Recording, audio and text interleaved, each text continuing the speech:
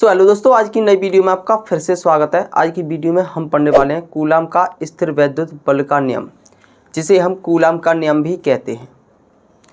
तो इसमें कूलाम भाई साहब ने क्या किया था, दो आवेशों को लिया था, एक आवेश को दूसरे आवेश के पास रखा तो उन्होंने पाया कि इसमें आकर्षण और प्रतिकर्षण बल लग रहा है। आकर्षण बल कब लग रहा है? जब दोनों आवेश समान प्रकृति के हैं। और प्रतिकर्षण बल कब लग रहा है? जब दोनों आवेश विपरीत प्रकृति के हैं। इन दोनों आवेशों के बीच लगने वाले आकर्षण या प्रतिकर्षण बल को ही कूलाम का स्थिर वैद्युत बल या फिर कूलाम बल कहते हैं। तो इस नियम के अनुसार हम कह सकते हैं कूलाम ने क्या किया था, दो आवेशों को लिया था, एक का नाम दिया Q1 और एक का नाम दिया Q2। इन दोनों के बीच की दूरी r रखी। कितनी रखी? r रखी। तो इन्होंने बताया कि दो आवेशों के मध्य लगने वाला आकर्षण या प्रतिकर्षण बल, यहाँ पर आकर्षण बल भी लग सकता है और प्रतिकर्षण बल भी लग सकता है। तो इन्होंने बताया कि दो आवेशों यानी कि Q1 और Q2 के मध्य लगने वाला आकर्षण या प्रतिकर्षण बल दोनों आवेशों के गुणनफल के अनुक्रमानुपाती या फिर कह सकते हैं समानुपाती। दोनों आवेशों के गुणनफल के अनुक्रमानुपाती होता है तथा इसकी बीच की दूरी r के वर्ग के व्युत्क्रमानुपाती होता है। इन्होंने क्या कहा था? इन्होंने कहा था कि दो बिंदु आवेशों के मध्य लगने वाला आकर्षण या प्रतिकर्षण बल F दोनों आवेशों के परिमाण के गुणनफल के अनुक्रमानुपाती तथा इनकी बीच की दूरी r के वर्ग के व्युत्क्रमानुपाती होता है। इसे गणितीय रूप में या फिर डेरिवेशन के रूप में कैसे लिखा इन्होंने? तो इन्होंने बताया था कि हमारे पास अगर दो आवेश हैं Q1 और Q2, तो इन दोनों आवेशों के मध्य लगने वाला आकर्षण या प्रतिकर्षण बल F दोनों आवेशों के परिमाण के गुणनफल के अनुक्रमानुपाती, यानी कि इनका परिमाण ये हो गया, चाहे ये पॉजिटिव हो या नेगेटिव हो, दोनों आवेशों के परिमाण के गुणनफल के अनुक्रमानुपाती होता है तथा इनकी बीच की दूरी r के वर्ग के व्युत्क्रमानुपाती होता है। व्युत्क्रमानुपाती होता है 1 में, वर्ग के व्युत्क्रमानुपाती होता है। इसको मान लिया इन्होंने समीकरण फर्स्ट और इसको मान लिया इन्होंने समीकरण सेकंड।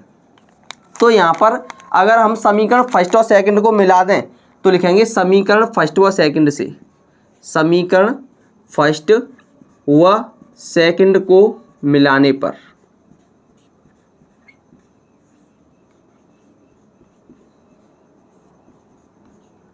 यहाँ पर समीकरण फर्स्ट व सेकंड को मिला दें तो हमें प्राप्त होता है F प्रोपोर्शनल, इसका परिमाण कितना होगा Q1, यानी कि चाहे ये नेगेटिव हो या पॉजिटिव हो, यहाँ पर पॉजिटिव आने वाला है, चाहे ये नेगेटिव हो या पॉजिटिव हो, यहाँ पर ये कैसा आने वाला है? पॉजिटिव ही आने वाला है।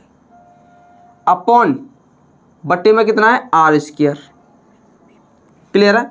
अगर हम यहाँ से प्रोपोर्शनल को हटा दें, क्या कर दें?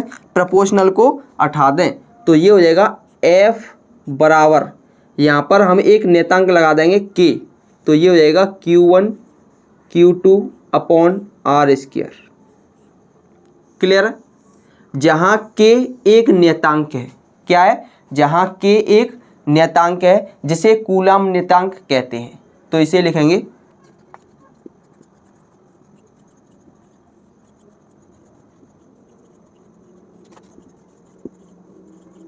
तो यहाँ पर हमने लिख दिया है जहाँ K एक नियतांक है जिसे कूलाम नियतांक कहते हैं। अगर हम K की वैल्यू की बात करें तो K का मान होता है 1/4 पाई एप्सिलॉन0।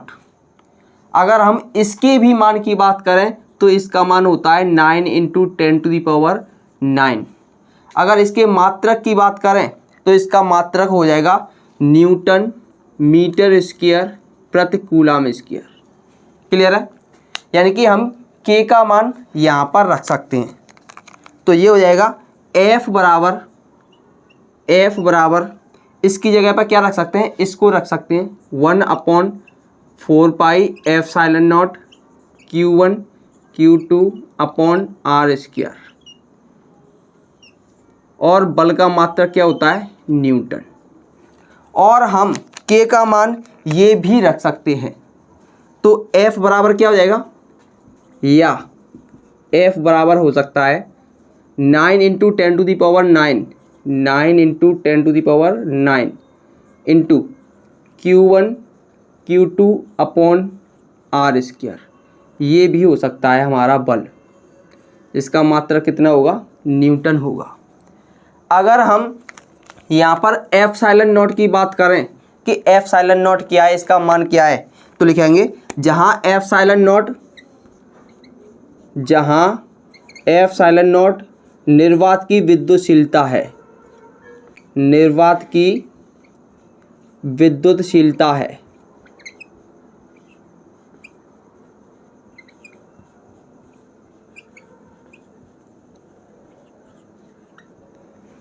जिसका मान अगर हम एफ साइलन नॉट का मान निकालें तो एफ साइलन नॉट का मान हो जाता है 8.85 इंटू 10 टू दी पावर -12।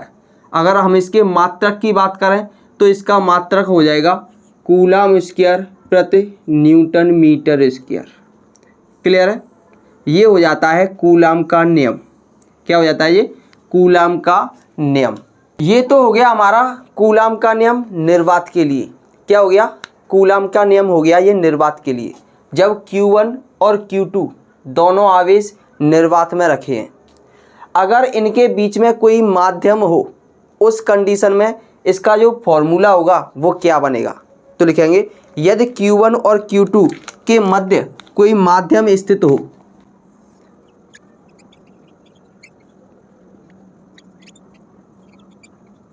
तो यहाँ पर हमने लिख दिया है यदि Q1 व Q2 के मध्य कोई माध्यम स्थित हो, मतलब इन दोनों आवेशों के मध्य कोई माध्यम स्थित हो, तो इनके बीच लगने वाला आकर्षण या प्रतिकर्षण बल Fm, इसको हम Fm से प्रदर्शित करेंगे। Fm बराबर 1/4 pi epsilon into Q1 Q2 upon r square.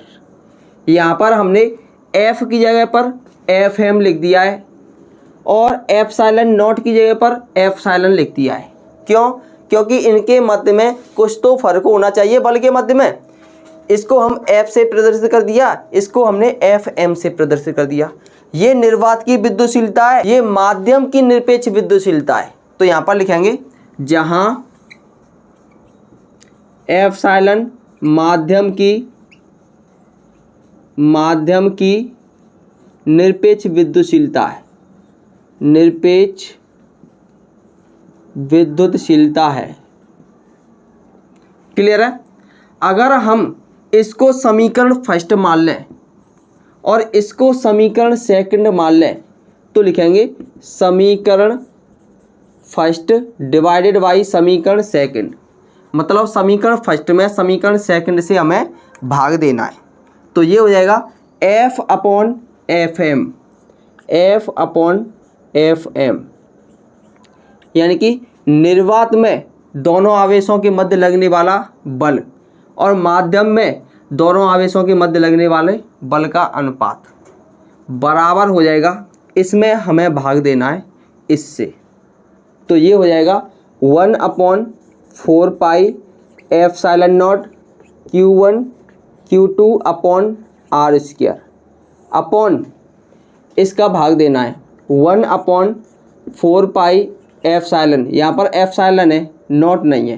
Clear है, into Q1 Q2 upon r square. अगर हम यहाँ पर गौर करें तो ये तो एक जैसा है, ये तो कैंसिल हो जाएगा।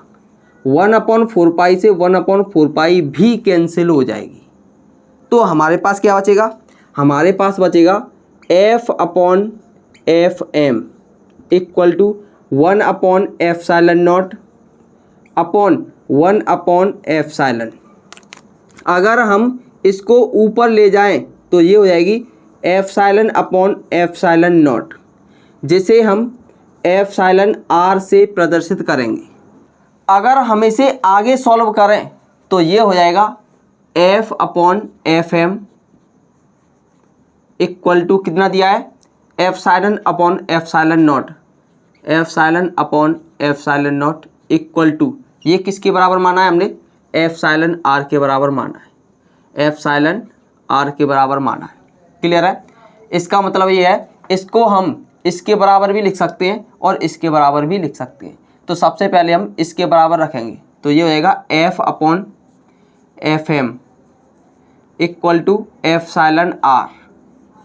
अगर हमें यहाँ पर एफ एम का मान निकालना है, यानी कि माध्यम में लगने वाला बल निकालना है, तो एफ एम इक्वल टू हो जाएगा, ये नीचे पहुँच जाएगा, f upon epsilon r. Clear है? ये है माध्यम में लगने वाला बल। अगर इसका मान हम इसमें रखें तो इसके लिए हमें एप्सिलॉन की ज़रूरत पड़ेगी। तो एप्सिलॉन का मान निकालेंगे यहाँ से हम, तो ये हो जाएगा, अगर हम epsilon upon epsilon not equal to epsilon r रखें तो ये हो जाएगा एप्सिलॉन का मान यहाँ से एप्सिलॉन नॉट और एप्सिलॉन आर। तो इसका मान हम कहाँ पर रखेंगे? समीकरण 2 में। तो हमें माध्यम में लगने वाला बल प्राप्त हो जाएगा। तो लिखेंगे एप्सिलॉन का मान समीकरण सेकंड में रखने पर, सेकंड में रखेंगे तो हमें प्राप्त हो जाएगा f m equal to 1/4 pi, कितना है? एप्सिलॉन, और एप्सिलॉन का मान कितना है? एप्सिलॉन नॉट और epsilon r into Q1 Q2 upon r square. तो ये हो जाएगा माध्यम में लगने वाला बल। क्लियर है? ये होता है कूलाम का पूरा नियम, यही हमें ज्ञात करना था।